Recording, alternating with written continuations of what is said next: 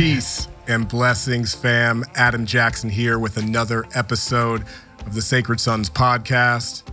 This one's going to be a little different. Talking to one of my brothers from this brotherhood, from this movement. One who I had the pleasure to meet back at Maui Mana 2 years ago.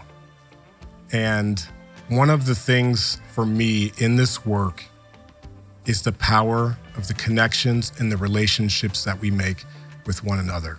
If for nothing else, if we make a couple friends, if we have a couple brothers along our journey who can have our back when it gets real, that's more valuable than anything you can take away from this. And with that, I would love to introduce my brother, Joe Nazarian.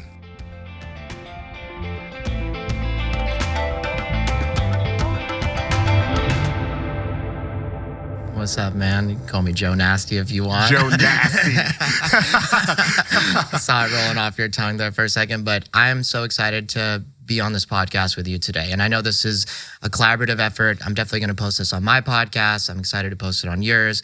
And it's amazing to be able to sit down with you and have this full conversation several years after I started my journey with you guys.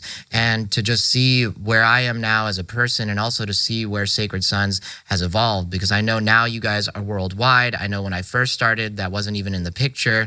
And you guys have just grown and affected so many men. And I think the first year I went, we had 333 guys at the first event I went to, which was Oregon Convergence. That was your first event. That was my first event. 6 I've never been around that many men ever. And celebration in the Pacific Northwest. Yeah, just to be around 300 men, right? Dude, it was a wild experience, yeah. And feeling it's so safe in that container too was very special. And then I think the last one that I went to was when we went to North Carolina, where we had 444 men. So watching that evolve just in a short period of time to just kind of see where you guys were going with things. And so from my journey all the way until the end, and it's still not over because I still try to stay involved with you guys. And I know that you guys are now working at creating a home base in Big Bear, which I am super stoked to see this happening in my home state. So it's accessible to me. And just, you know, man, I've really so much respect for you and your team. I have a friend going tomorrow. He's going to your EMX in Arizona.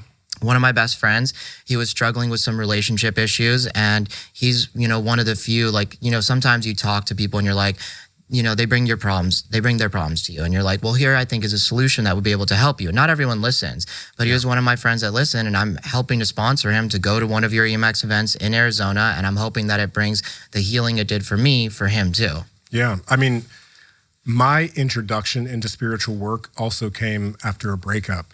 And someone invited me to a sweat lodge on top of a mountain with a Native American ceremony, a man who is leading it. His name is Chief Hawk Moon. I like to give the respect. But the person who invited me said, you know, I invite a lot of people, but not everybody shows up. And when someone said that to me, I was like, you know what? It's time to show up for myself. And so that's what we're inviting these brothers to do, is it's time to show up for ourselves. And when we do that, when we accept the invitations, you know this, like, it's life-changing, truly. And so to come from a broken place and to be held by brothers, to be held without judgment, to be held in acceptance, I think it's a rare thing in this world. And that's simply what we're providing. I think that's also why it's become so global. Yeah, and I mean, I agree with you entirely. I think we live in a culture where there's not a lot of brotherhood, right? You don't get a lot of opportunities to actually interact with other men. Most of the time, you're just with your girlfriend or your significant other, whoever your partner is, and you're not getting into situations where you actually get to, you know, laugh with men, joke with men. And I think that we've forgotten through our society and just through how we're taught things that men are the strong ones that are there to support you and hold you through it all. And that's something that I've realized is, you know, I used to dump all my shit on my girlfriends and the people I'm dating, but that also destroys this beautiful feminine, masculine dynamic that we have, where your girlfriend or the person you're in a relationship with becomes your friend, and then your therapist. Or your therapist, yeah. And so realizing that, you know, the men in my life, that we can create community and we can be there to support each other has helped my relationships. It's helped their relationships. And even after I started going to Sacred Sons, I started hosting my own men's group with my guy friends and just literally providing a space where people can come and just talk about their issues and feel safe to do so has changed their lives radically, and it's changed my life radically. Yeah. safety is important, but there's something else there. There's a piece of belonging that I feel like we lose in that transition from boyhood to manhood. What I mean by that, I have 3 sons. My 3 boys, when we go to the playground, they're not like judging people, looking who to play with. They just go play. Yeah. And there's a time in our lives, and it's right around that time when we get those first girlfriends, right? Or that first big relationship where we put all of ourselves into that one relationship. And this is what happened to me. We discard some of that brotherhood that maybe we had as young men. And there's other reasons that it goes away, just proximity, life, time, jobs, and those things. But I feel like it's so essential that we make an effort to hold on to that and to invite brotherhood back into our lives as a resource, because that's what it is. Like when energies are low, when the cup is half empty, who do we go to as men? A lot of men are adverse to therapy. A lot of men also put it on their women, put it on their children, stuff it down until it comes out sideways. Yeah. And this is what we see playing out societally. Yeah. And so what happens when we embrace that belonging again? What happens when we invite ourselves back into the brotherhood? I love the fact that you brought it home. Yeah. We preach this and we teach this. Like, it's not just to keep this in some secret organization on a weekend with a bunch of strangers. This work, we take it home into our relationships, because the relationships in our lives are what give us meaning. Yeah. You know, I was reflecting on a term that you guys use within Sacred Sons, which is re-indigenization, right? A lot of what you guys are teaching us is just getting back to the basics, right? Oh, yeah. Men used to play with each other. They used to roughhouse with each other. They used to joke with each other. They support each other. They spent time with each other. And I feel that we live now in a society where being a man is almost like looked negatively upon. Like, we're told not to stand up. We're told not to be loud. We're told, if you do act this way, then others are going to, say that you're basically attacking them, right? Yeah. And so because of it, we've demasculinated our male basically population. And so women don't feel as safe because, men are not standing up to be protectors and to help. And I'm not saying that women cannot protect themselves, but there's just something natural about a man standing up, being the rock and being proud of himself and having confidence. And now, we live in a world where I feel everybody has to be politically correct. They cannot have an opinion. If you have an opinion, you're automatically canceled. You're kicked out. You're called sexist. You're called to be a bigot. But I think everybody knows people's intentions and they can hear it. They can see it. They can feel it. And if someone is being like that, cancel them. But I think a lot of the time now people are just terrified, or they're immediately canceled when they're just being their authentic version of themselves. And so I think it scares a lot of men to be their true authentic version and to be masculine, because they're just terrified of what the repercussions are. And they've even put the term on it, toxic masculinity, on these kids. Kids are growing up right now thinking that masculinity in itself, in its truest nature, is toxic somehow. Yeah. And so what we are flipping the script on as Sacred Sons is calling it embodied masculinity. How do we take the aspects of masculinity that are so sacred, so serving, so respectful and respectable, and embody that within the culture? I think that's the larger part of this movement beyond the individual men's work. Beyond the men's work, this is about changing the culture of what it means to be a man and the way that we communicate about it. Yeah. There are toxic behaviors. There are misalignments. We see those playing out. We see those being called out. Yeah. At Sacred Sons, we call them in. We call our brothers back into integrity, back into alignment, and we do that through collective witness. Yeah. It's not necessarily about teaching or knowing more than someone else, or, it's not a guru culture that we're creating. It's really about creating the power of a circle that can hold anything. Yeah, you guys are empowering men to figure out what is really the core issue of what they're dealing with, right? And many men can't figure it out. Yeah. They have to feel it. They have to feel it. That's what we invite men into, is to feel it, feel it out, feel through some of the limitations, some of those pieces that, like I said, are coming out sideways in their homes. I would say at least half of the men that come to us are recommended by their partners, by their women. Yeah. And the reason for that is because the women see it. They know firsthand what the behaviors are, what those patterns are that cause those behaviors. And it's like, men, it's time. Yeah. It's time to circle back up with men, get into connection and confrontation, whether that's physically sparring or doing deep shadow work or even taking a barefoot walk in nature. Yeah. You know, you were saying about in terms of re-indigenization, it's really about coming back to our connection with the land. Yeah. So many of us have forgotten what that even feels like. And so when we go out for 4 days, we lose the sense of modernity.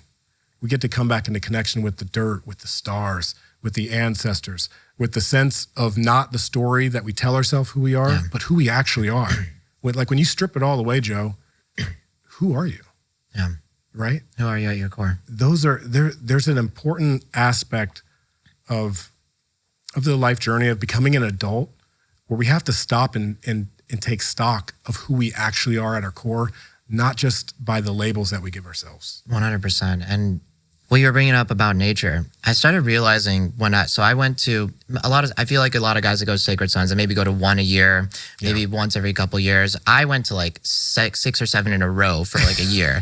And what I started to realize is I'm just one of those types of personality. I find something I love and I'm going to dive deep in it. But I started to realize the only time I was in nature was when I went to these events. And I started to realize the reset on my nervous system that was coming just from being in nature. We do, we get in the river if it's cold, we're walking around barefoot, we're wrestling in the ground, right? Yes. We're just like reconnecting with nature. And it just like almost broke my brain where I'm like, dude, I don't ever really go outside. I sit in my little box at home. The times I'm outside is in a social interaction inside of another box. I'm not really spending any time in nature, reconnecting with like who I am, spending time away from the noise. And so that was a great reflection just to understand that mentally and emotionally, I felt so much better just from being in those atmospheres that wasn't my typical, this is where I work, this is where I live, just being confined in this small space. Yeah. And so that is a huge aspect, I think, and part of the healing that you guys provide, because every event is somewhere deep in nature. It is disconnected from the city. From technology. Yeah, from technology. You put your phone away, you're just hanging out. And I would add to that list, no substances. Yeah. At Sacred Sons, we say brotherhood is the medicine. Yeah. Connection is secure. Yeah. Not getting rid of, but going away from technology, going away from some of those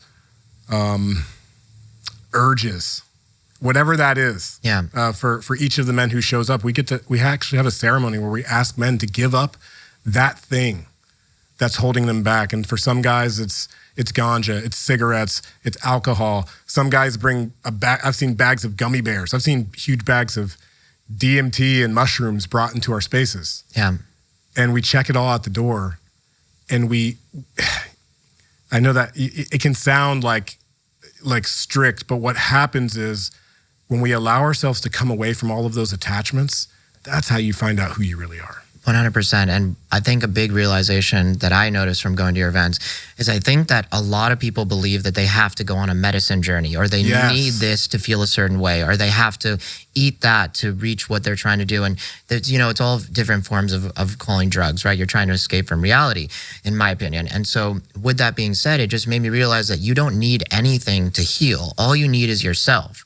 Yeah. And if you're willing to take the journey within, you can find the medicine that you're looking for because it's all there. But most people have so many distractions, whether it's TV, their phone, porn, right? The food, the gym. They don't take the time to actually sit with what is going on within them. And so they turn to these substances because they're like, this makes me feel better. This is how I'm going to find my healing. But the truth is you can find it on your own if you take the time to do so.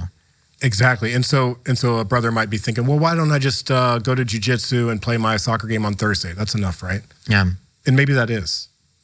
But what happens when you go through the breakup, your father dies, your mother's in the hospital, and you're at jiu-jitsu and you're rolling and you feel like you have a freaking rock in your throat because you know what's going on in your life and no one else does.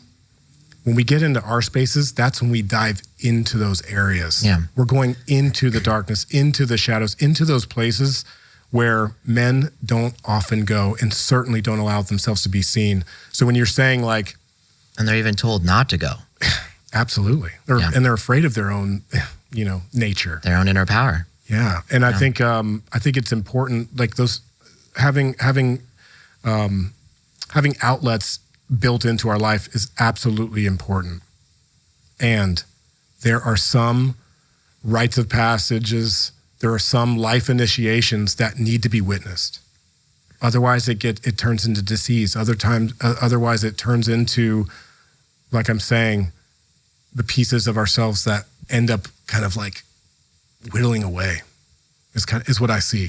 You have that sense of, you ever seen an older man who's just like whittled away? Yeah. Stuffed it all down. Yeah. I mean, they talk about one of the basic core tenets of like humanity is that you need recognition. And so if you're not recognized and people don't see and they recognize you for who you are, whether, Yes. if you're trying to be good or whether it's bad, right? Sometimes you need recognition brought to light on the things you're doing wrong. But that moment of recognition, so what we're talking about is a lot of times when you're at a Sacred Sons event, when you're going through a process, Yes. or you're going through a moment where you're working through some childhood trauma or something that's coming up for you, you're asked to step in front of the group of men. So this can be anywhere from 10 to 30 men, and you're then witnessed. And you're witnessed by these men that are holding space, and at that moment, they're giving you their full presence, meaning you are the most important person in the world. Yes. And they are there to support you through whatever you're going through. And I think that it's this reflection that like there was a lot of things that I felt so much shame about when I stepped into that circle. I'm like, I don't know if I want to be witnessed in this. I don't know if I want other men that I look up to, people that I'm connecting with, to look at me at this moment of vulnerability. But in that moment of witnessing, you feel the love and support of all those men around you, and they just want you to work through and heal whatever you're processing. And it's this amazing healing modality just to be seen in your lowest point, but no one is judging you. No one's looking down on you. They're looking at you to let you know that we're here for you and we're witnessing you through this, and everything is going to be okay. It's a completely different experience. And to put it into words, I think I'm doing an okay job, but like, man, the feeling just knowing that, and some of these guys I met like a day before, right? These are not friends that I've known my whole life. And it makes me think, why are my guy friends not witnessing me this way? Why are they not looking at me the same way? Why am I not getting that support? And it might just be that they don't know, right? Or they haven't gotten to that point. But there's just so much healing that has come just from the witnessing itself. Yeah. And all of our leaders and facilitators have done enough of their own healing work, personal journey work, facilitation, leadership development, to be able to hold those things. Yeah. So it's not, it's not just to put it on our friends for not truly being there for us, right? For sure. Because this is, we're pros at this. Yeah.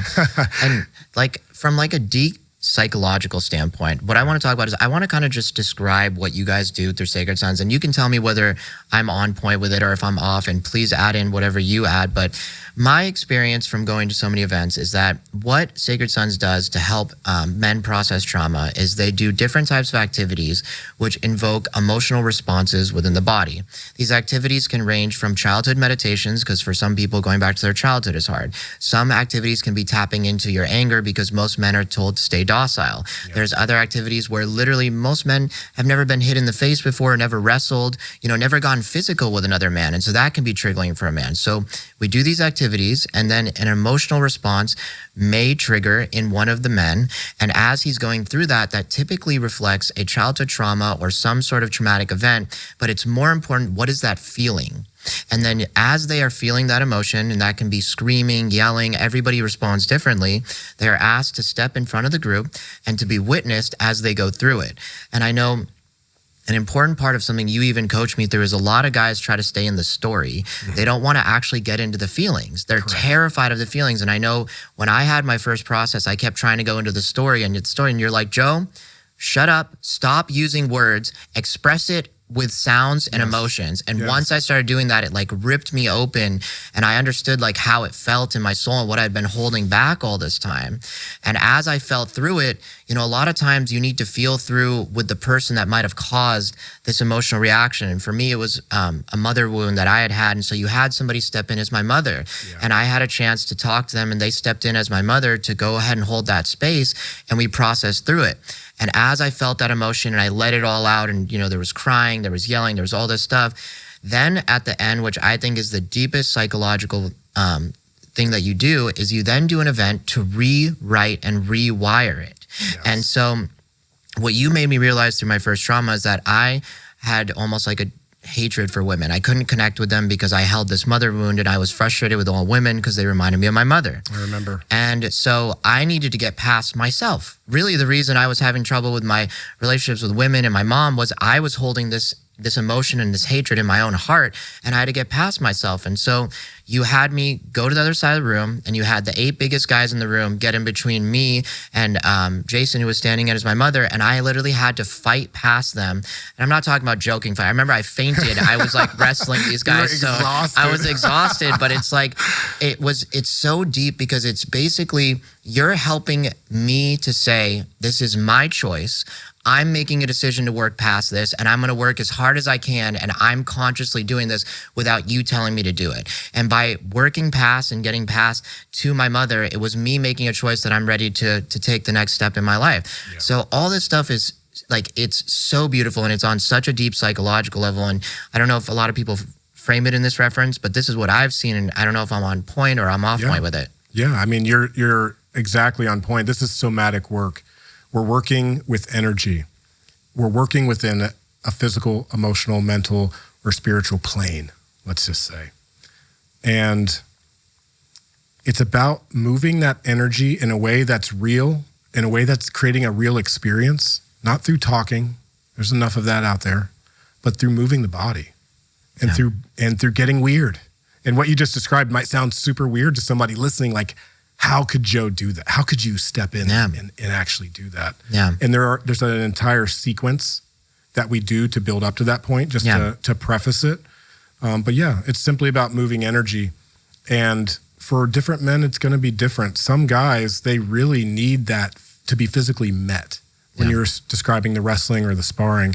And it's like, as men, sometimes we don't get pushed up against in a way that we can feel our own strength. Like for myself, I'm the strongest person in my household, right? So I don't get to be met in that way on the daily.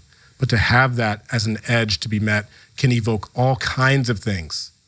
Like you're saying, from a lack of safety to abuse, things get triggered, and we're intentionally bringing these things to the surface. Yeah. And the part about the rebuilding or rewiring, that's the piece that doesn't happen in the jiu-jitsu gym. It doesn't happen on the playground, and it didn't happen, with whoever wounded you. Yeah. And the reason why we're doing this in a group, again, is because the relational aspect is necessary. And a piece from one of my mentors that I like to bring through is that we are formed in relationship, we are wounded in relationship, and we heal in relationship. And so what you just described, what you went through, was a real experience. It wasn't an idea. And we didn't actually teach you something that you could take away. You have an experience now that you can draw upon to make different choices moving forward. Yeah. We are empowering our brothers to decide, to make choices that are right for themselves, right for their families, and right for the world. Yeah. And so, I mean, whatever way that energy needs to be moved and gets to be moved, we can handle it. And we've seen it all. Yeah. And we're continuing to see it. Yeah. You guys do a great job of I know, so I took your leadership program, right? And your leadership program taught me how to help facilitate trying to help other brothers if they're going through similar situations. And I remember going through this program and just being surrounded by so many men that now that they've been healed through your men's groups and through attending, that they wanted to take this medicine back to their home, but they didn't know how to do it on their own. They needed a little bit of guidance. And so, I mean, for anybody out there that is looking for a little bit of healing, I would recommend checking out Sacred Sons, but more so if you're looking to figure out how you can help others heal, the leadership program is absolutely amazing, because you just surround yourself with all of these individuals that genuinely want to help others, that genuinely want you to heal, and they want you to be able to take this medicine back home. And I know when I first started going, right, your leadership group was a little bit smaller, but you guys just keep growing and growing and growing. And I had this reflection when I went to the last event that I went to, which was in North Carolina. So it was after about 2 years of going to events. I had been to quite a few. Yeah. And I just remembered being at the event, and I was like, okay, I just feel like I'm reopening old wounds. I've healed through a lot of this stuff, and I understand who I am now. And I'm here as an attendee, but I've gone to a point where I'm realizing I need to stop. Good. You're coming cup full, and you're ready to be of service potentially. Yeah, and so that's the thing. I think at some point you go from the hurt kid to this man that's ready to help other men heal and traverse into adulthood. And one thing that you did during that event was the entire ceremony of having these young men go from childhood, into adulthood. And I think that's such an important part that many cultures did for centuries and centuries, right? There was always some type of ceremony signifying you're going from childhood to adulthood. Yes. And that, I remember I'm sitting there watching this, I'm crying because I just realized like, we don't have anything like that. There's not We're bringing it back, Joe. Yeah. And we're bringing back these rites of passage. They're necessary. They are, because it's like signifying to yourself that you're ready to grow up, that you're ready to make a change. And what are the rites of passage that you had in your life? Like getting your driver's license, maybe your first drink, losing your virginity. Yeah. Those are the rites of passage in our modern culture that are not even celebrated. Yeah. They're just there. Yeah. And so, one of the things that is known is, women have a biological rite of passage. And for men, we're kind of like waiting for something. Yeah. And really, that piece of waiting is for other men. And what you were talking about with the youth, we have a youth program, which is called Sons Youth. And so at that event, we had 60 youth come. Some came with their fathers, some with mentors. And we had a really amazing severance ceremony where we had the young men sever from their father or mentor for the entire weekend. They went off, they did their work. The men went off and did their work. And on that Sunday, we had the young men come back blindfolded. Yeah. I don't know if you remember this. I do remember the whole thing. Yeah. And these young men, they're standing across from their fathers blindfolded, not knowing that their fathers were right there. And they're also surrounded by 400 men. Surrounded by 400 men with drums, with shakers, with rattles, cheering these kids on. Yeah. And you can just feel you can see the tears in the father's eyes. The hairs on my arms are standing up. Yeah.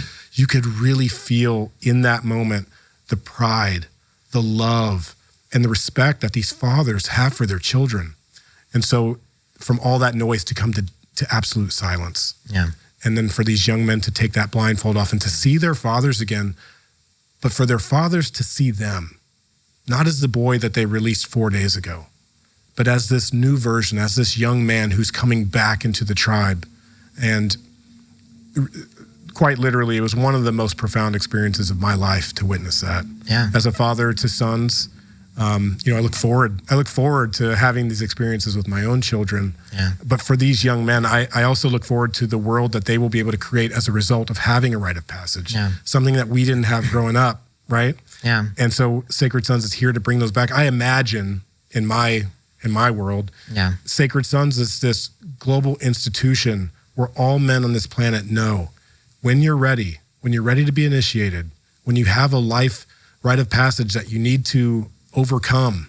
Yeah. The only way out is through. Yeah. And if you want to go through it, you can go through it with Sacred Sons. I hope that this banner of Sacred Sons becomes that for the world. Yeah. That young men know that there is a place to have those rites of passage from boyhood to manhood, and there's a place for men to heal because they didn't have it. Yeah. And I mean, just having a place where you can go and have a mentor that knows how to properly there's just so many basic things that I learned about being a man through going to Sacred Son stuff. And these were things that... It's kind of funny to say that though, right? Yeah, like I'm 33 years old when I started going to your guys' stuff, and you'd think that I knew a lot of this stuff, right? Like we get back to the re-indigenous basics. But my dad, when I was growing up, he always was working 16-hour days. I love him with all my heart. He's an amazing dad, but he was just never around. So I was being raised by my mom. And so my dad's dad, it's funny because his dad left him before he was born. So my dad also never had a dad. So then you have my dad who was not raised by a man. And then you have me who was basically raised by my mom. And so I didn't have this masculine mentor that was there guiding me throughout the process. Pretty much had my mom there all the time telling me what to do, how to act, and she was acting as my dad and my mom at the same time, which was even more confusing for her. So really being in a scenario where we're just taught the basics and understanding how to relate to other men is such a powerful tool, and something that just having the space just to know that it's okay to express your emotions or to be a certain way. But for me, when I was growing up, I was always told you have to act a certain way, stop doing that, don't be like that, kind of ignore your intuition because it didn't go according to the plan that my parents had for me. And so I was kind of disconnected with nature, disconnected with my own intuition, and disconnected from my emotions. And honestly, I relate. And how did that come out in your behavior? That's the part that's really coming to the surface at this time. We're seeing these young men act out in such violent ways. Yeah. I mean, this stuff is no joke. Yeah, it's very serious. You know what I mean? We are seeing young men right now in my time, it's like heroin, cocaine, all those things. Yeah. No, man, these kids are dying on fentanyl from one time taking it. Yeah. There are young men and others going into schools and absolutely wreaking havoc because of the lack of structure, because of the lack of order. Yeah. And shout out to all the moms who are doing their best. Yeah. Because that's all they have. Yeah. And, you know, I had a mother reach out to me recently from our youth program, and one of her questions was like, why do men leave? And it's exactly what you said. Their fathers left.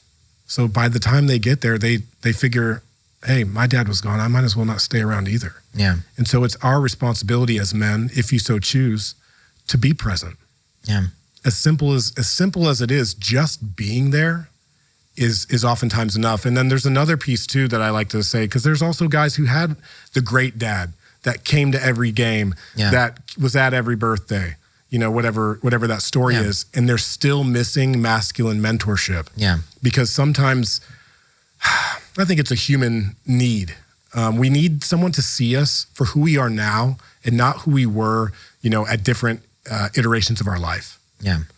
You know, and so for me, I don't have those judgments for you in that scenario because I'm experiencing you in the now. Yeah. I don't have to attach any judgments to stories about who you were because all I'm interested in is in this moment. And sometimes our fathers, our mothers, they can't be that. Yeah. I know for my children, I'm going to have to send them off. I tell Uncle Kale, you know, when my boys are of age, I'm going to send them to Maui for a summer and put them to work. Yeah. Because that's the type of initiation that men really need to harness this energy. Masculine energy is powerful. Yeah. It is penetrating. It's a creative force. Look around. If you're listening to this, if you're watching this, look around. Men built this. Yeah. Straight up. Women birthed this earth and men built it. And so it's a both and. We need each other. And so for men to come into alignment with with themselves and with each other is so beneficial for the world. And this is the way. It's very simple. It is in those getting connected to nature and each other. But with that simplicity, I believe comes massive change for the culture. Yeah, I couldn't agree more. It's the balance between both sides and understanding that you can't have one without the other. Yeah. But it's important for you to be able to tap into both sides of it too. You know, bringing back to what you said, like what were the repercussions, right? In many senses, I went very much into my feminine side of things. Yeah. And I almost relate to women better than I do with men a lot because I was always hanging out with the feminine. And so I got pushed that side. And so it took a big understanding of dropping in and figuring out what was the reason why I was acting like this, what were the causes, and how was it showing up in my life. Yeah. And then once I was able to kind of like take a step outward, I could then work on each part of my personality that I felt like I needed to work through. And so it took going to multiple events to really work through multiple things, and also understanding that everybody's journey is different. Some people, you know, they need to go to maybe one event and they're good to go. Others feel like they need to go to however many they need to. Yeah. And so understanding that, one thing I realized too is even though we all have our different stories. We're all raised differently. We all have our own unique experience, but you start to realize certain patterns within the way that people suffer, right?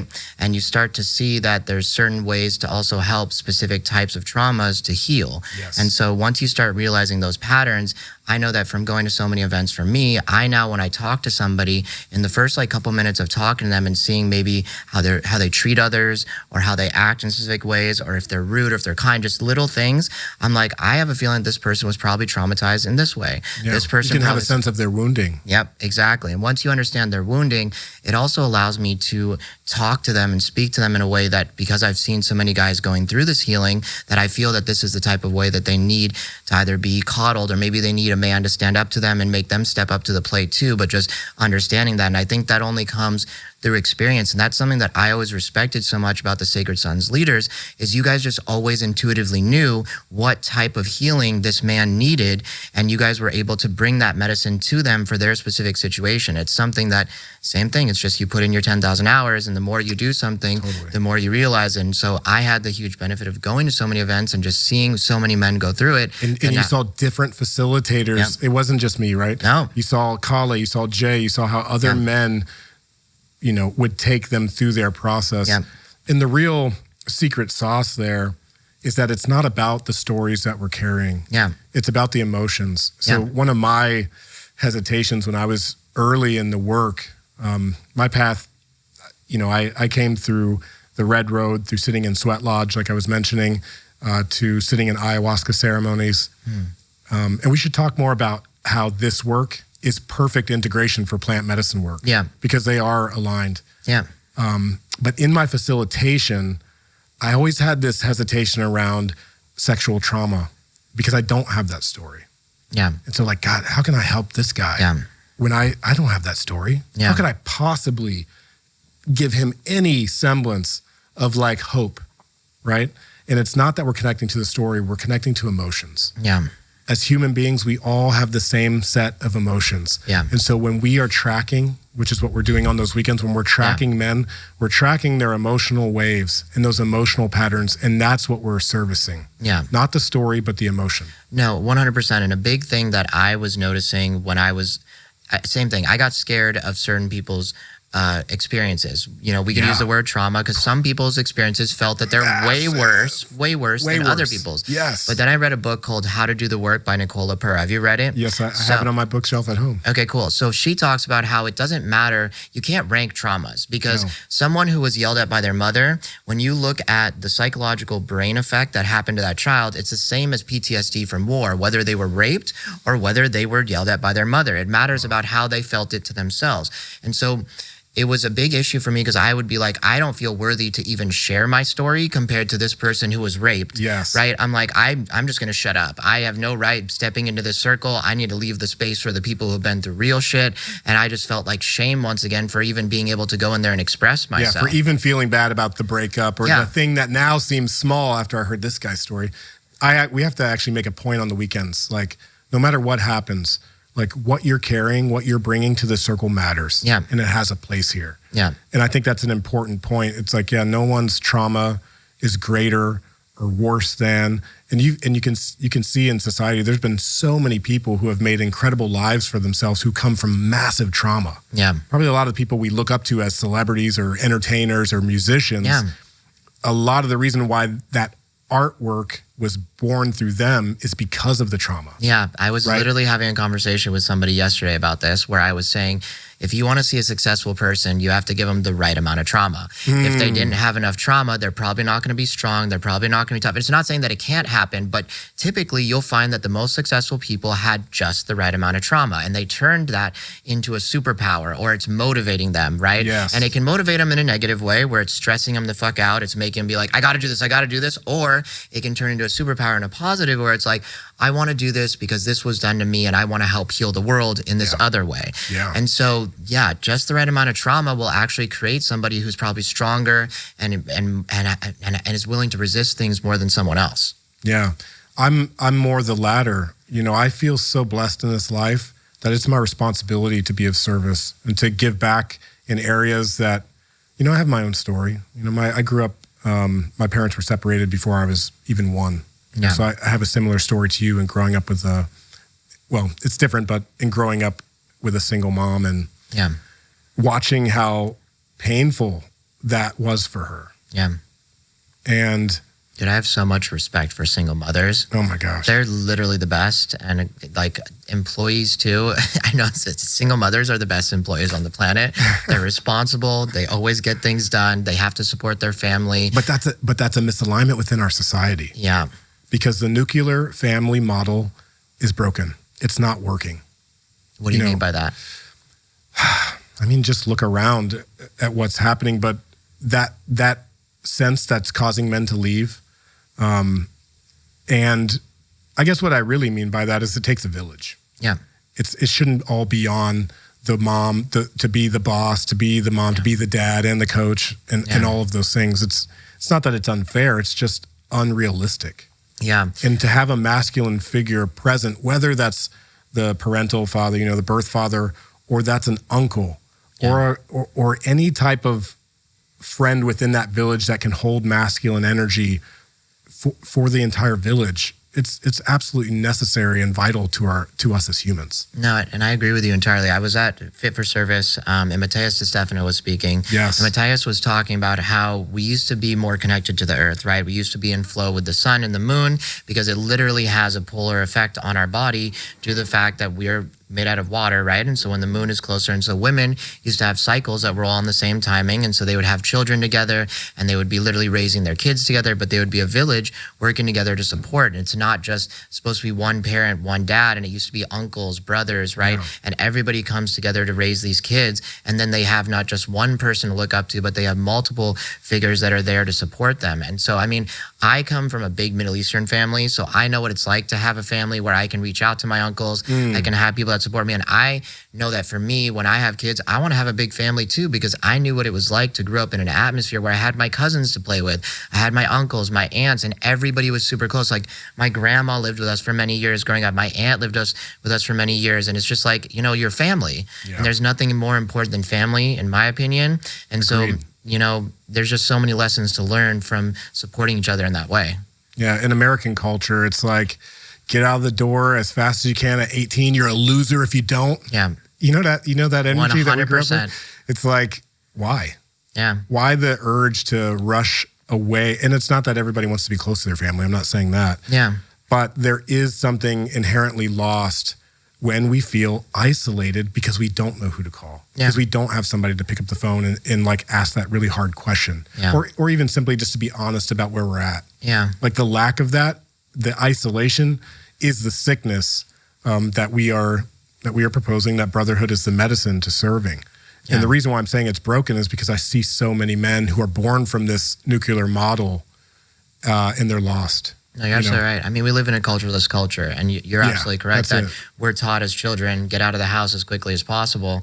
And I mean, if you love your family and you get along with your family, why not spend as much time with them as possible, right? I can understand if you're in a broken home and you need to escape, that's a different story entirely. But also, I think a lot of the wounds that we have in the world start at the family level, right? So work on healing those wounds, and then you can heal everything else in your life. And like, I know when I had my first, when I did ayahuasca, the main message that I got from it was simply, I kept talking about how, like in my mind, I wanted to help others and do something and be a positive impact. And literally the very clear message was, you can't help anyone until you help your family. Yeah.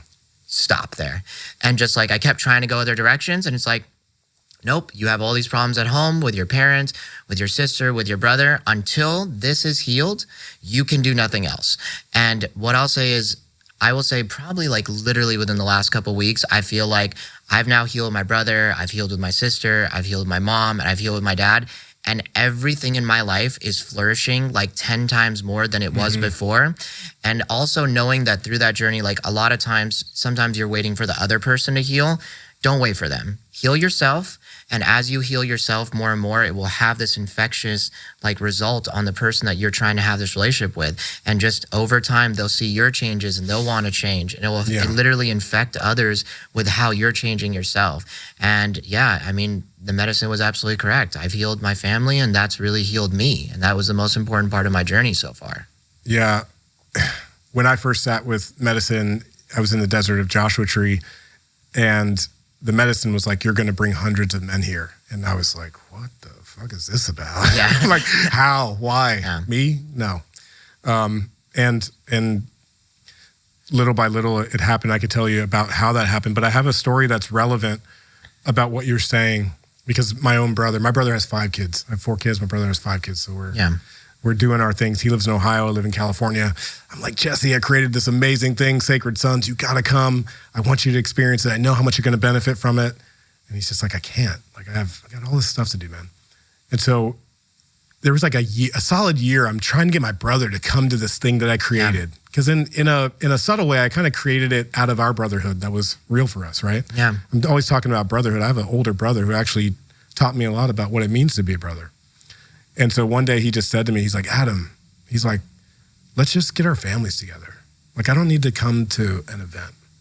And so what happened out of that was like, I'm like, oh yeah, because that's where it actually is for us. We have kids now. Our kids need to be together. So we've created an annual trip where we get our families together. Both my mom and my dad, who've been divorced for 30 years, they come. all our partners, and we get together every year now, have our own convergence. Right. And so that was the messaging for me when I was a little bit in my ego of like, look at me and what I've done, and I want you to see this. It was like, no, why don't I just actually be about it and bring our families together and have our kids play together. And that's, we're on our third year of doing that. And it's just so much, it's so meaningful to bring the work home. I really resonate with that. And that's something I was struggling with recently. I had to call Nate Collerman and have a conversation with him because I feel that a lot of my guy friends would really benefit from going to Sacred Sons. But it's also like understanding, I believe the only reason that this had such a deep impact on me is I did not get told to go to this. Exactly. I went to it walking towards it like, what is this? I don't know what this is, but it feels like I need this. And a lot of my guy friends come to me and they talk about the same problems, the same stuff over and over again. And I'm like, hey, like, I think you should go check this out. I will even pay for you to go. Like, just put a little bit in so I know you're part of it. But like, at the same time, like, I just like, I can only repeat myself so many times, if that makes sense, because they keep dealing with the same things and they're not going. And then they say, I'm going to go later. I'm going to do this. And it like honestly disheartens me. And I'm just like, I don't know if I want to stay friends with somebody that's like, I'm giving them a solution, but at the same time, they're not taking the solution. It's like they want to stay. I understand why the psychology behind it. People like staying in their trauma. They're literally addicted to their cortisol. Yeah. They're addicted to the stress because who am I without it? Exactly. If I let go of this thing that I've been like building my entire identity on for the entirety of my adult life, who am I without it? Yeah. That's a scary proposition for some. Dude, it was, so when I went to India and I did the 10-day silent meditation retreat, my brother had me do a practice when I was there where he literally had me write a list of all the people that had ever hurt me and all the people that I'd ever hurt. Yeah. This list took me the whole 10 days to write. It was 8 pages front and back. I'd like basically relived most of the traumas from my life, like understanding like the people that had really hurt me, but understanding that we were all just hurt people hurting people. And I wasn't angry or mad at anyone. I just felt so much sorrow for who I was, who they were, and understanding that we were so hurt, we were just hurting each other. Yeah. And what you brought up about who am I going to be if I get rid of these stories, my brother had me take the list to the Sacred Dunning Fire, which is a fire that runs 365 days a year, 24 hours a day, and he wanted me to burn it. And I'm standing there with this list, and I realized when I got there, I don't want to burn it. I'm attached to this. Yeah, I'm attached to this. This is all my victim stories. This is who I am as a person. What the fuck am I going to do now if I can't cling to these stories and say, this is why I act like this? And I literally stood there for like 30 minutes. I finally like broke my silence. My brother's on my phone. He's like, you got to let it go. I'm like, dude, you don't understand. I literally feel the weight. Yeah, I like, because I was silent for 10 days. Right. And so like, I'm sitting there and I'm like, dude, I don't know if I can let this go. And then finally, I just like feel this gentle nudge, just like divine intervention, just you got to let this go, dude. I let it go and just poof. And just like, I literally feel this weight of like my entire life just like flew off of me because I made a conscious decision to say, I am done with this and I'm ready to move on to the next stage of my life. And I just like started crying and just letting all these emotions out. And the reason that I know that I am past it is because now I've thought about those things. When I was thinking about them, I was getting sweaty, I was shaking, I had anxiety. And now when I think about all those things and all those people, I don't emotionally get triggered at all because I said, I am done with this. It's time to let go. Yeah, what I've witnessed in you since I've known you is just how much you've been flourishing with that letting go. It's, there's a teaching, whenever we let go of something, we have to replace it. And so what I see you replacing some of those old traumas and stories with are new relationships, community, connection, even some peak experiences. Yeah. You know what I mean? 100%. Like having some peak experiences in there is very nice. Yeah. But it's really about building those new relationships and in the next level communities. I don't know if you get this sense either from Sacred Sons or from Fit for Service, but when we're a part of a community, something bigger than ourselves, there's this sense that like everything is possible again. Everything is possible. Remember when you're a kid and you feel like everything is possible? Yeah. I feel like a lot of us lose that. Now we're confined to a degree or to the job or to the cubicle. Yeah. And when we become a part of a integrated community, we get to be like, oh, there's more for me and I have so much more support. Yeah. And I think that sense is something super valuable to have in this life. And not a lot of people have that. You know, they're giving it to a sports team or to a logo or to something that they're not literally actually connected to. 100%. You know what I'm saying? I completely agree with you. And it's this sense of you can have anything in the universe if you want it for a good intention and you're doing it for a good purpose, right? And that feeling is something that I definitely lost from like childhood, right? Like when you're a kid, I want to be an astronaut, right? You want to be whatever you want, but as you get older, you get more responsibilities, you get more people. Limiting beliefs get pushed on you. You will not do this. You're not. But Yeah. then like as I now have worked through a lot of this, I'm like, anything is freaking possible. I can do whatever the hell I want. If I want it bad enough, I will figure out a way to do it. There's no problem. There's only solutions. It's up to you. You can see that's a problem or you can see it's a solution. And even what you were bringing up before is like, all those limiting beliefs and stories that I was telling myself, right? Like a simple one is like my parents forced me into becoming a lawyer. They said, you have to do this and that. And so that was crushing me. And then one of my spiritual coaches was like, why don't you look at it this way? Exactly. Your parents guided you into being an attorney. It turned out great for you. You're amazing at it and you make a shit ton of money. Like all these things are good for you. Yes. And the moment I shifted it in my head, it just felt from a burden to like lifting me up. And it's just all about how you frame it in your mind. Yes. And so much of this stuff is like what I was talking about with the previous guest is like your story and your traumas can crush you or it can lift you. It's up to you. It can be your weakness or your superpower. It's your choice at the end of the day. And literally how you frame it in your own mind is the difference between how it feels in your body. So it's up to you to make the decision. Perception creates reality. Yeah. Like how do you perceive the person you are? How do you perceive the things that are happening? Yeah, that's it, man. And what that is called is flipping the script. Yeah. You know, you That's got the script. You're just like, man, let me just tweak this really quick, right? Yeah. And make this my operating system. Look at it not from a place of fear or lack, but from a place of love. Yeah. Once we get on that love operating system, it's almost like the sidewalk lights up when you walk down the street. Do you ever get 100%. that feeling where you're just like, wow, like I'm internally aligned.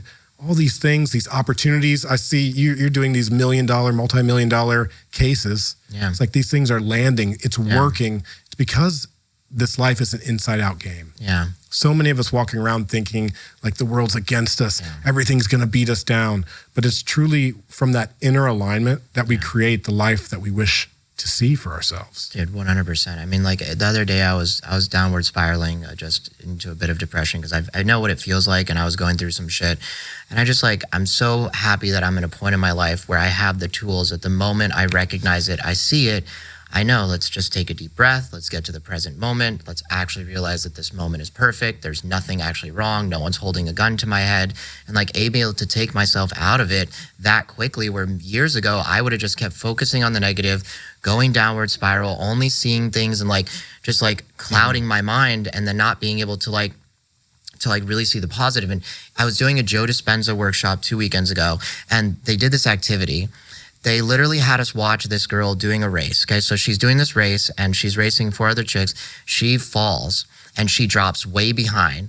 And then she comes back and beats them all for like the world championship. I saw that. I've seen that video. And so then they literally, after that video, they had us journal.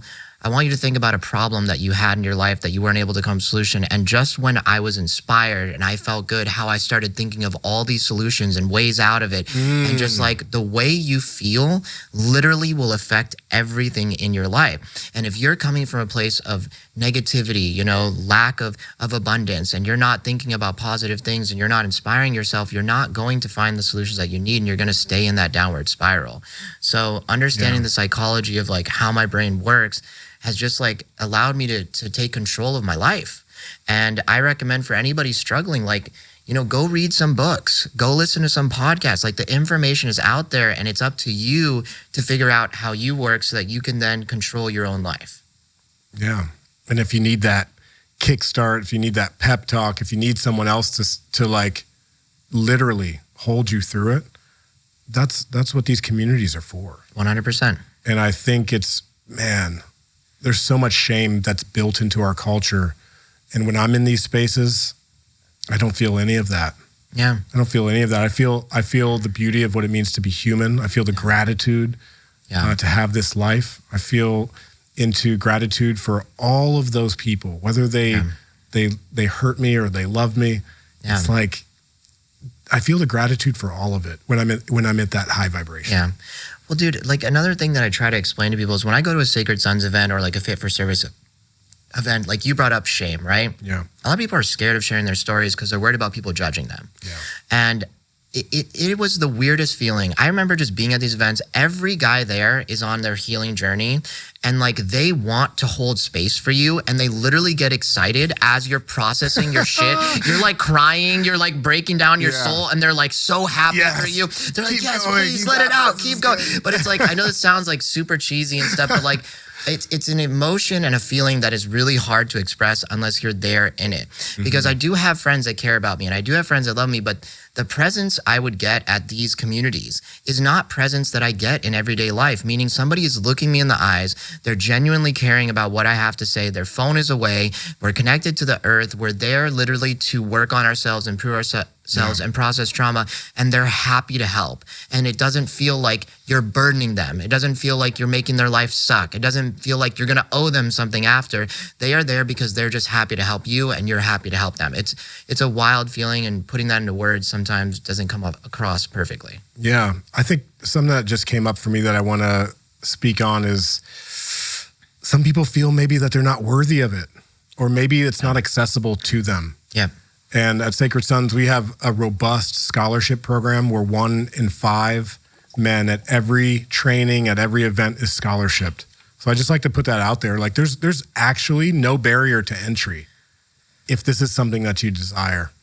Other organizations have their own ways of doing that, but I think it's important to note that I believe, and we believe, that like all humans are worthy of this. Yeah. Truly. All humans are worthy of having that collective witness, of having an opportunity to heal. Yeah. You know, I think there's a misconception that in other communities, and you know, there's projections out there. Yeah. It's like it's only for this type of person, or you have to have gone to Burning Man and done these things to fit in. Yeah. At Sacred Sons, we are a truly diverse community. So diverse, in fact, that we have men in our community who are on opposite sides of global conflicts that are happening right now. Yeah. And when I was talking about being a global brotherhood, I'm not talking about it from the perspective of a business. I'm talking about we're an actual brotherhood who believes in love that is crossing borders. Yeah. And so we're in year 6 of Sacred Sons. What does year 100 look like? Yeah. What does it look like 1,000 years from now when men have the possibility and the access to heal themselves? I think it creates a world that I want to bring more children into. You know, like I think that's what it is. You're not wrong. I think a lot of people don't want to bring children because they're scared of where the world is going to go. Big time. Yeah, it's a big unknown. I mean, it's terrifying. You know, there's so much scary stuff out there, but there's also so much positive, right? It's just about how you look at it a lot of time. And I think raising your kids the right way, teaching them what to look for, what to be scared of, right? It's like when people ask me, you know, when you travel by yourself, is it scary? I'm like, well, I don't go down the scary hallways, you know what I mean? Or the scary alleyways. I stay in the places that are safer. And it's all because I was educated properly to be wise, watch out for myself. But of course, if you do stupid things, you'll probably get into stupid trouble. So it's like, it starts with the education and creating a world where your children can feel safe. Yeah. I don't think you can avoid injury. We can't nerf the world. You're probably going to have to get into some stupid trouble at some point. Yeah, I think it's also good for people too. Let's just make sure that stupid trouble stays innocent and kind of stays in its place, so that when we are adults out here making decisions that impact many other people, that's not when the stupid behaviors like come out. Yeah. Right? I mean, Jordan Peterson says that it's not about not doing dangerous things. It's about doing the most dangerous things as safely as possible. Yeah. Because that's where the growth is. If you stay in line and you don't do anything that is outside your bounds or anything that is difficult or anything that pushes you, you're never going to grow. Yeah. And so it's important to do the dangerous things, but just to do them as safely as possible. And, you know, everyone says it's important to get comfortable being uncomfortable. Yeah. We put these brothers through a lot of uncomfortable situations. Yeah. And that's what brings those deep shadows to the surface, and we keep those shadows out front for our entire time together. It's literally doing the opposite of what's happening out here when everything is in the shadows and no one's being real with each other, and we got a bunch of small talk happening. So Yeah, that's funny. My hashtag for the podcast is no small talk. Yeah. Yeah, I mean, it's real, man. A lot of times I find myself like people, when I'm like at parties or social events, they'll walk away from me because I'm a bit intense for them, because I don't really care about talking about nothing for the next 2 hours. Like, I mean, my time is very intentional. My energy is very intentional. And I feel like I'm just looking for like individuals who can teach me as much as I feel like I'm teaching them, right? Not to say that in a cocky way. It's just like, I think in this life, I feel like I'm a philosopher. I'm just in the constant pursuit of knowledge. Philosopher means philosophe, the love of knowledge, right? And so that's the thing that makes me the happiest. So when I meet a friend, when I meet someone new, I'm like, what can you teach me? What can I teach you? How can we help each other grow? How can you fill my soul? Because I will charge your battery, will you charge mine? And just that's how I've gone through life. And I've noticed that certain people literally avoid me now at parties because I exhaust them. Because I intuitively, like, you know how Walton always, like, he will ask a question, he doesn't know where that question comes from, and he'd be like, well, what about this, or what about that? And that's how I feel like I am with people now. And I might talk about something which I didn't even know is what they actually needed to discuss, but I hit it right on the nose. Right. And so I'm triggering for individuals. And so I definitely have noticed some people are avoiding me more than others. Yeah. I think that can be an edge for people to go so deep so quickly. My defining characteristic is I'm actually a curious person. Yeah. I really want to know. I'm a Cancer sun. Yeah. You know what I mean? I have a depth of empathy to me that is just authentic. I actually care. Yeah. Something I noticed within the leaders of Sacred Sons. I'm like, dang, they actually care. Yeah. That's something worth noting in this world. I feel like caring comes off as soft in many ways, but to actually care about other people, there's nothing, I don't think, more altruistic. You know what I'm saying? And I think it's I think it comes natural to us when we allow the guard to come down. Yeah, for sure. And I think I agree with you on the curiosity thing. That's probably a huge factor in my success in life, is just being naturally curious about everything. And I really am a true believer. There's no stupid question. If you don't know, you don't know. Ask the question, find out, right? If you never ask, you're never going to know. And so I think there's just so much out there. There's so many topics to learn. There's so many things that you could be passionate about or learn about. But if you don't ask about it and you don't dive down that road, how are you going to know that it inspires you? Yeah. How are you going to know if you like it? And also, your brain is different than everyone else's brain. Just because the teacher explained it that way, it doesn't mean that it made sense to you. Yeah. And that's something that you need to understand, that we are a combination of all of our experiences. And your experience is completely different than the person sitting next to you. And if you need things explained in a different way, ask. And if they're a good person, they're a good teacher, and they're somebody who's willing to actually take the time, it's important that everybody understands, not just one person. Yeah. We do a process called Sacred Mirrors that you've been a part of several times, and we ask the questions. As facilitators, you're standing eye to eye gazing for an uncomfortable amount of time. Yeah. You know, and we're asking questions like, you know, what mask do you want to remove? Who are you out in the outside world? Can you remove this mask with the witness of another person? Yeah. And then we ask people, what do you not want the man standing across from you to know about you? Like, imagine somebody comes up to you and says, hey, what do you not want me to know about you? Yeah. It's very real. That's very real. And when we get to those spaces by removing these layers, we all have these layers of resistance, resistance to the work. Yeah. But what that resistance actually is resistance to our potential. And you brought up Kevin Walton, so it's like, you know, we can go into creatorhood, but I think it's important for us all to acknowledge, like, that we're more than the stories, we're more than the trauma. And when we can peel those layers back, we get closer and closer to that essence of who we truly are. And when we can access that, it's such a gift. I wanted to ask you, because here's the thing, and you've done a lot of healing work, but as you go into the future, you know, chapters of your life, as you start a family, new things are going to come up. Yeah. New memories are going to surface. And so moving through that mother wound, moving through that trauma, where are you at relationally? Do you have a vision for where you're going for this next chapter? I think that for me, I have a lot of things going on right now. And I have a lot of, like, what's the saying, like, fires in the iron. But yes. More importantly, not mattering all the things I'm working on, I just feel like for the first time in my life, I'm completely in line with my intuition. And for me, I feel that my intuition is having faith, and I think God is faith and faith is God. So I'm just kind of following my intuition right now. And if it feels right, I know it is right. And I'm just going down those roads, right? If I feel a string that I need to tug on, I keep tugging on it. If it feels uncomfortable, I'll shift directions.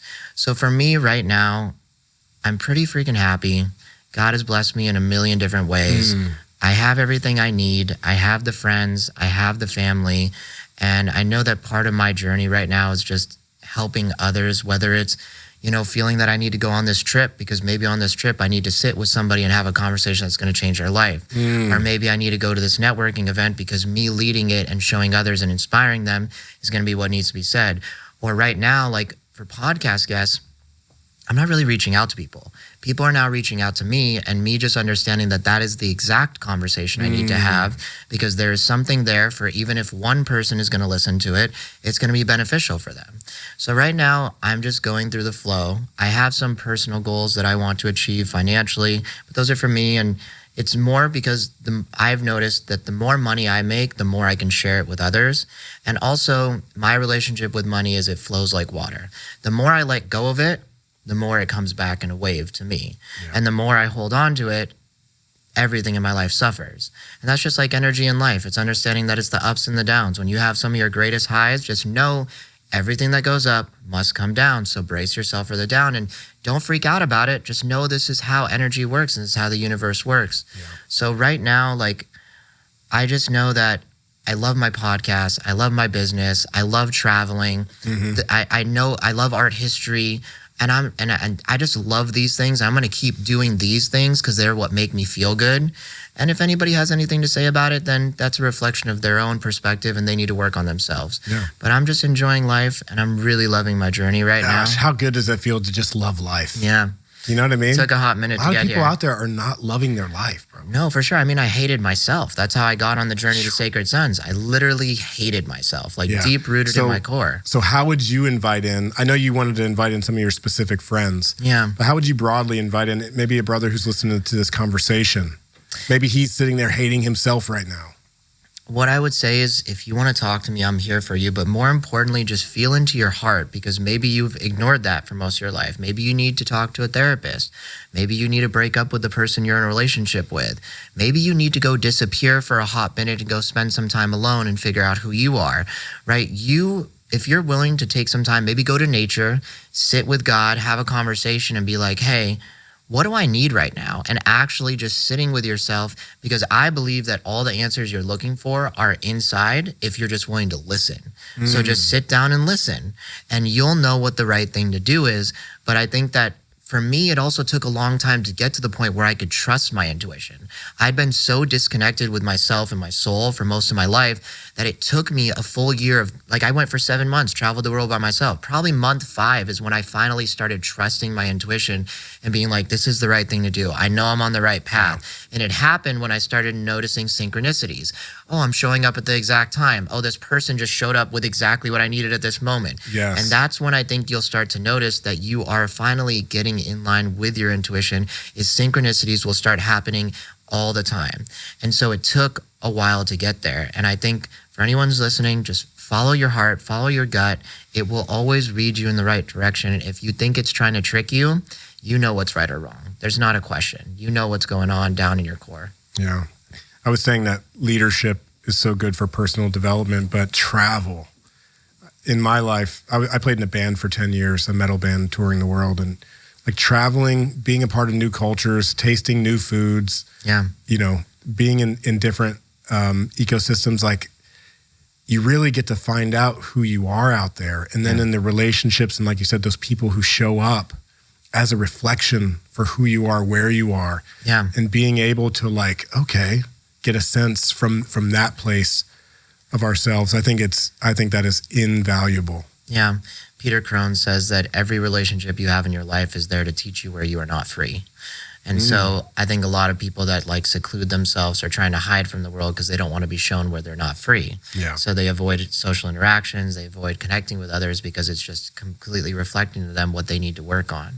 And so for someone that I consider myself one of the most highly social people I know, I am constantly reflected all the little ways which I still need to improve because somebody will be like, oh, well, you didn't do that or you didn't do this. And like, I definitely have noticed the more I go down my healing journey, I feel that, and it might be just be my own projection, but I feel that I'm being held to a higher standard and I keep getting things in my past that I did incorrectly brought back to the forefront so that I can work on them now. But it's also, I stressed about this in the beginning, but then I realized, dude, this is just an opportunity for you to heal a wound that you've not healed. And obviously this person is hurt by you. You should probably heal this because it's going to be good for you and good for them. Don't be angry about it.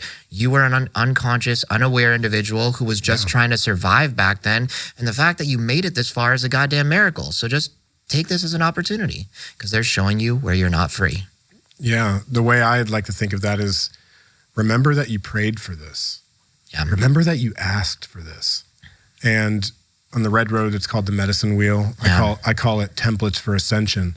We go through something that's very challenging and maybe we showed up our best and maybe we didn't.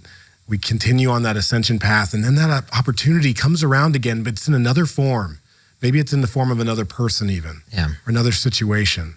And remember that you prayed for the opportunity to meet this situation once again from this new space of embodiment because we know that we get an opportunity to do it better. We get an opportunity to live again today. Yeah. You saw the sunrise. Yeah. Let's go. Yeah. This reminds me of a moment that I had at Sacred Sons leadership training where you bring up, you asked for this. I remember there was a moment, I'd hit an all-time mental low, was like having very dark suicidal thoughts just after a process that I had. And I just was like, fuck Sacred Sons, screw you guys. I don't know who I am anymore. How did I get to this point in my life? Like, what is going on? And then like, took this whole, like just literally talking to myself out loud and like having to process through it by myself. And like, this was a moment that it was not something that needed to be witnessed. I needed to go through it.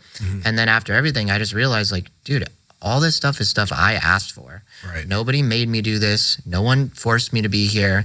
I came here on my own will. And just because I don't like what I'm seeing is no one's fault but my own. Yeah. And so I was trying to project all my issues and the problems. And, at that time I just broken up with my girlfriend of like 7 years. I'm like, this is just because of sake. I'm projecting everybody else's fault except for every decision in my life is because I made it. And it took me having to literally go in a downward spiral and being angry at everyone and everything in my life to sit there for a moment and be like, all right, so I am the reason I'm here and I have an option. I almost Ubered out of the event and went home in the middle. I was in Oracle, Arizona at leadership training and I literally almost left in the middle of the event. I'm like, I can go home, go back to all my old habits, go back to my ignorance is bliss, just give it up, go back to my old habits of partying all the time, not caring about myself and just like living in this state. Or I can go back, I can choose to be happy and I can confront what I just went through. Yeah. And it took quite a while, a lot of journaling, and I finally went back out. And I think that was probably the biggest turning point for me in my journey of like healing through a lot of those childhood traumas. But I definitely understand, like I asked for this. Gosh, listen, I'm in it. I just told you our daughter was born 3 weeks ago. So we're creating a postpartum environment where Hannah and the baby can just rest, and I'm with all three of my boys. Yeah. And my boys are wild, and it's chaotic, and they go to 3 different little schools right now, so I'm dropping them off and picking them up. And there's hard moments, and in those hard moments, I'm like, yeah, but I prayed for this. I prayed to be a father. I prayed to be around. Yeah. I prayed to be here for this very moment.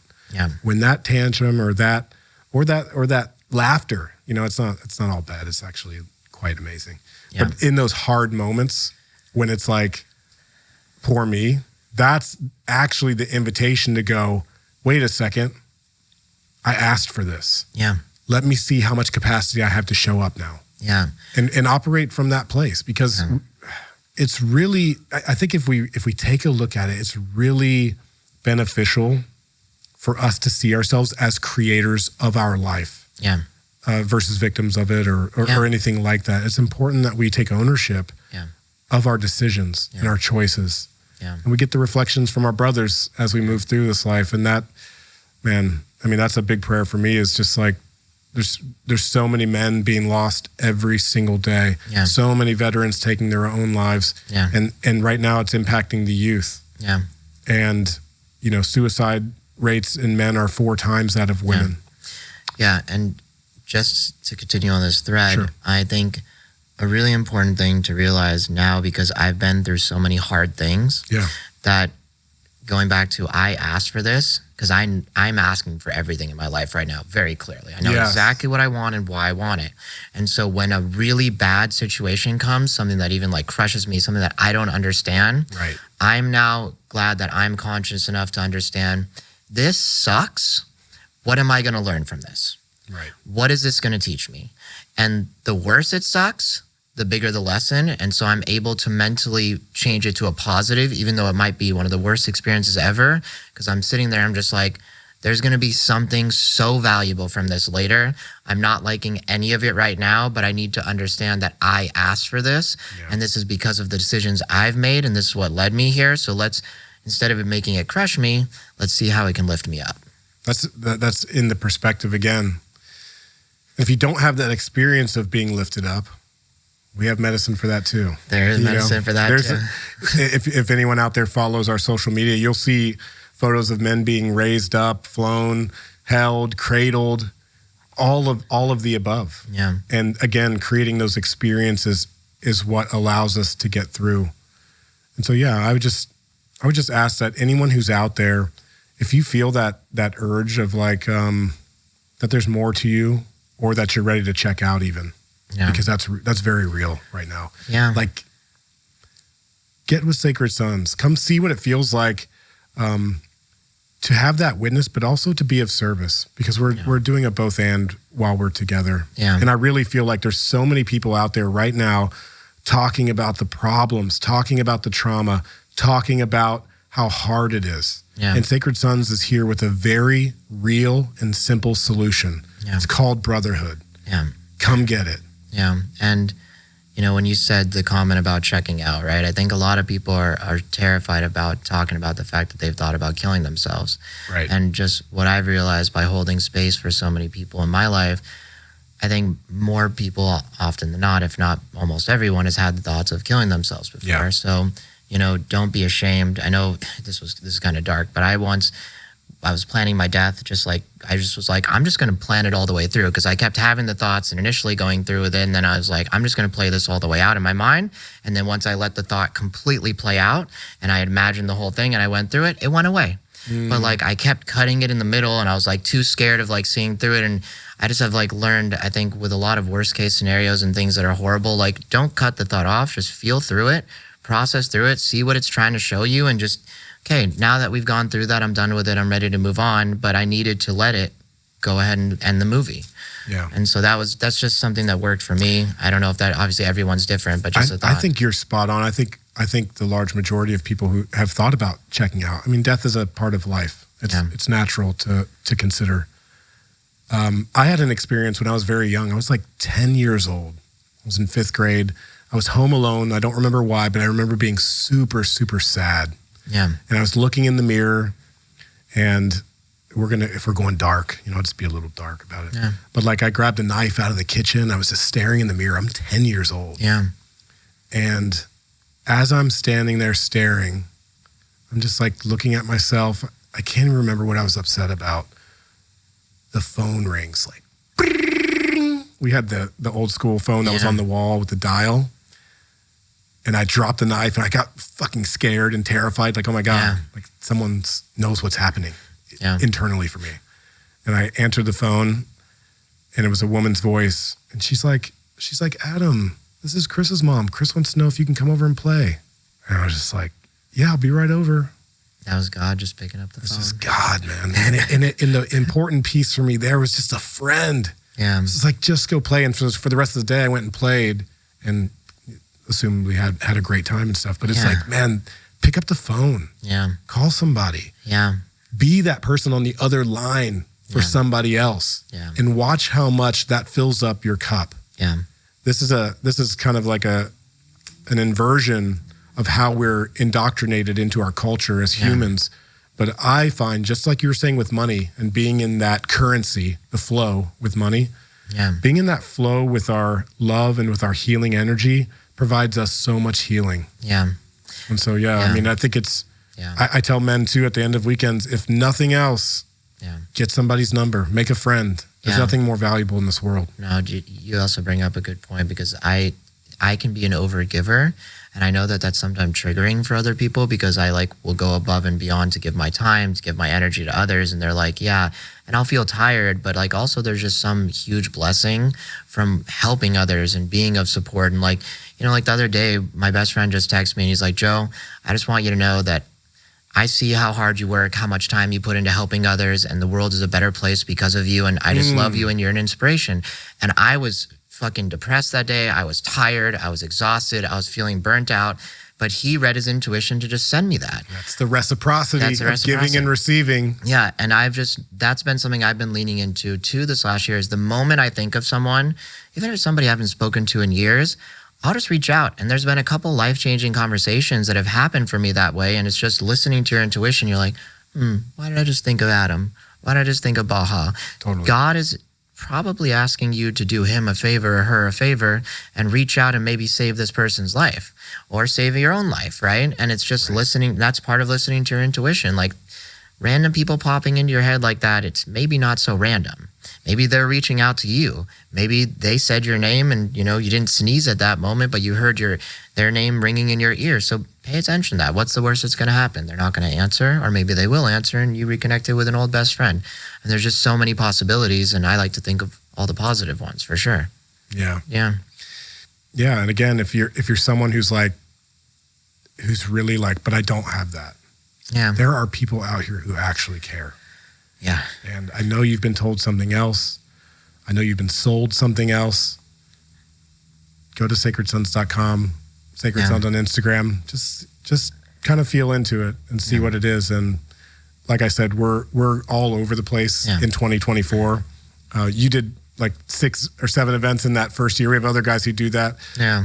We have hundreds of events now all around the world this year. It's really phenomenal. And again, and you have the online platform. We have online training, leadership training. It's all there on the website. But one of the most powerful things about Sacred Sons, aside from our travel, there's no carbon footprint. There's no packaging. There's no plastic involved in what it is that we're bringing to the world. And I feel really proud about that fact. It's our energy and it's our capacity as human beings to care about one another that has grown this movement in such a powerful way. Okay. I want to make one comment about what we just talked about. Then I want to just talk about Big Bear, and then we can wrap up. Does that work for you? Yeah. So what I wanted to say is, yes, Sacred Sons is there for you, and every man there will hold space for you. But something that changed my life when I was going through it, is I didn't feel safe talking to my friends about it, because I felt like I didn't want to burden them. And so I didn't talk to anybody about my problems for years. And I was literally storing all that trauma within myself. And I remember I was leading one of the men's groups that I was leading. And something that changed it for me was 4 of my best guy friends literally looked me in the eye and they said, Joe, we would be proud for you to call us and talk to us whenever you're going through something. Yeah. Do not feel like you're burdening us. And we would be happy to hold that space for you. And I know that's something subtle, but having permission. So if you know that one of your guy friends is struggling, or your girlfriends, anybody out there is struggling, reaching out and giving them permission. I know it's something subtle, but it really means a lot to the person struggling, because I know for me, I just felt like I was a complete burden. I was depressing them. I was bringing them down. But that's the thing about friends, is we're not supposed to just be there for the good times. We're supposed to be there during the bad times too, because that's what friendship is. Whether the ship is sailing or it's sinking, we are going to be on this ship together. And so that was something huge for me. So I recommend for anybody out there, tell your friends that you're there for them. Let them know it's not just the good, but also the bad. And those people will be there for you forever, and you'll be for them forever. So it's a beautiful reciprocation. Yeah. And again, willingness is that first step. Yeah. Are you willing to receive? For a lot of men, that's the hard part. Yeah. Are we actually willing to receive help? Yeah. When we've been told this whole time to do it all alone, on our own? Yeah. are we actually willing to like be vulnerable and to ask for that help? One of my mentors, shout out to Vince Matoska, he told me once that a man needs 4 men that will carry him to his grave. Literally, you know. And so for a man to take stock of who he has around him and like find those 4 men who could literally carry you to your grave. And maybe one day they will. But do we have that? That connection is so important for our vitality and for us to do whatever it is that we are here to do on this earth. And I am proud to say that I have that. And I know who those men are in my life. And there was a long time where I didn't. Yeah, that's amazing. It's important to know who supports you and who loves you. Yeah. And yeah, I mean, I definitely am blessed with a lot of amazing men in my life. I probably think I have more best friends than most people would like to. Like, I actually get in fights with people. They're like, you can't have that many best friends. I'm like, you don't have enough. A lot of people are they're like, Joe's my best friend. Yeah. Yeah. And I believe they're my best friend too, right? I think when it comes to best friends. I got a lot of best friends. I got a lot of bros. Yeah. I got a lot of bros. Yeah, but I mean, like, it's also okay, right? Like, that's something that I think is a big stigma is people think that they have to keep their circle small. I'm like, that's silly. I don't understand. Like, I have enough love and capacity for everybody that I meet. And if they give me the energy, I will give them back the energy, right? It's like how much you put into the relationship. There's, of course, going to be people that you put more into it than others. But I think we have a capacity greater than just keeping your circle small. So that's like my mentality on it. I think everybody is an opportunity to make a new friend. I think everyone is an opportunity for a new relationship. And everybody you meet is an opportunity to show you where you're not free. So I want to connect with as many people as possible. Yeah. That will make me more free. Well, this is how we're going to connect with as many as possible, because as we are going around the world, hosting events, hosting these experiences, Sacred Sons has now found our home in Southern California, near Big Bear, California. And, you know, we're starting our own retreat facility. We're going to be inviting in not only Sacred Sons events, but the Mana movement, Origins Gathering, other communities fit for service, other communities that are doing this work. We will now have a hub here in Southern California, where the birthplace of Sacred Sons. And it feels so good. It feels so good to know that the amount of work that we have put in is being reciprocated in this way to now, you know, we're honoring the land. We're calling in the directions at every single one of these trainings. And now the land is calling back to us. Dude, and saying like, come home. I'm so excited. And you're a part of it. So thank you. Yeah. Thank you for saying yes and being a part of this vision, this dream that we have. Of course, dude. I mean, like, if there's anything that I can say is you guys have perpetuated so much healing in my life. I only hope that you can continue this journey for your entire lives. And I know that you will. And it's this just like genuine feeling of just like welcomeness and safe and like safety when I'm at your events. And like, I just think so many men in the world would benefit from this, right? And just being able to go to a place where you can pour your heart and soul out and you can express yourself and be the truest version of yourself without any judgments is just having such a resounding healing effect on the whole planet, right? And it starts on the micro, and you guys are now going to the macro. And also too, for everyone that's been listening, all the events that they have, you guys are having them at places that are not your facilities. You essentially rent out other people's places. So this is the first time that Sacred Sons is going to have an official home, which they're going to be able to build their own like retreat center. Our Inipi, our Temazcal, our sanctuary space. We're going to build a Maloka. Truly put all of the energy, and we have an army of brothers to help. It's not only raising money to purchase the land and to do those things. We got brothers who are willing to pour concrete, builders, permaculturists, farmers. This land is 40 acres. There's a lot of potential. There's some incredible trees on the property, and I just look forward to deepening into ceremony and really. Some of these places we go, like Liberty Arising here in San Diego, which has kind of been our proxy home.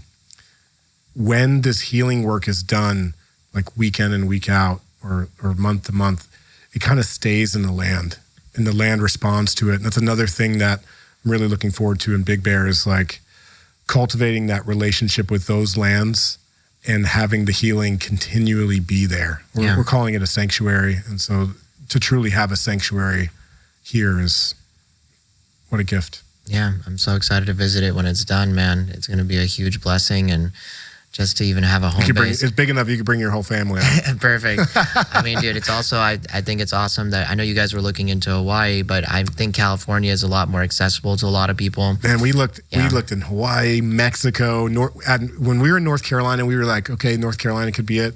But no, we came home to Southern California. I currently live in San Diego, so I'm just like a couple hours away. But yeah, to be here, there's something about California that has an energy. Yeah.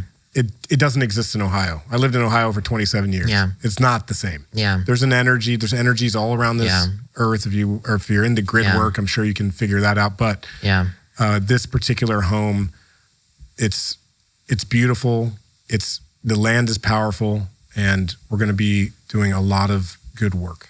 Awesome, dude. I'm super stoked for you, and I send all of you the blessings. Yes, thank you. Chat.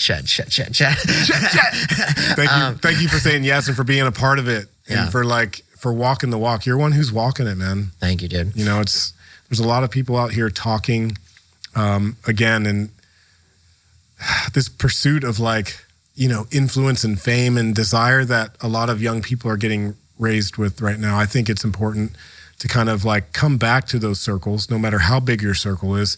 Be famous amongst your friends. Be famous amongst your family.